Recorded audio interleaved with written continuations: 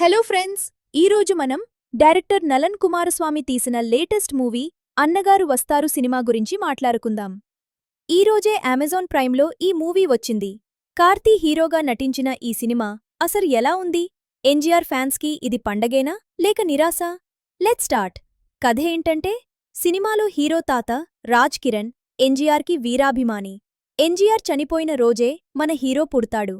దాంతో తన మనవడే ఎన్టీఆర్ అని ఫిక్స్ అయిపోయి అతన్ని ఒక మంచి వ్యక్తిగా, ఫైటర్గా పెంచుతాడు. హీరో పోలీస్ ఇన్స్పెక్టర్ అవుతాడు.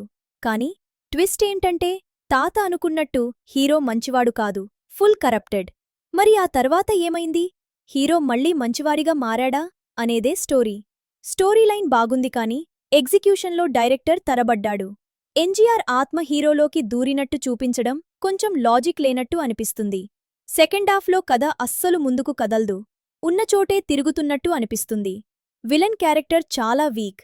పెద్ద సమస్య వస్తుంది అని బిల్డప్ ఇస్తారు కాని ఆ సమస్య ఏంటో చివరి వరకు చెప్పరు. ఎన్టీఆర్ బాడీ లాంగ్వేజ్ని, ఆయన క్వాలిటీస్ని సరిగ్గా స్టడీ చేయకుండానే ఈ సినిమా తీసినట్టు అనిపిస్తుంది. కేవలం 1-2 సీన్లు మాత్రమే నవ్వు తెప్పిస్తాయి. ఓవరాల్గా చెప్పాలంటే ఇటు సీరియస్ మూవీగా లేదు, అటు ఫుల్ కామెడీగానూ లేదు. ఒక మంచి ఐడియాని వేస్ట్ చేశారనిపిస్తుంది. మీకేమనిపించిందో కామెంట్ చేయండి. మన వీడియోస్ని చాలామంది చూస్తున్నారు కానీ సబ్స్క్రైబ్ చేసుకోవట్లేదు. సో ప్లీజ్ సబ్స్క్రైబ్ చేసుకుని సపోర్ట్ చేయండి. Thanks for watching.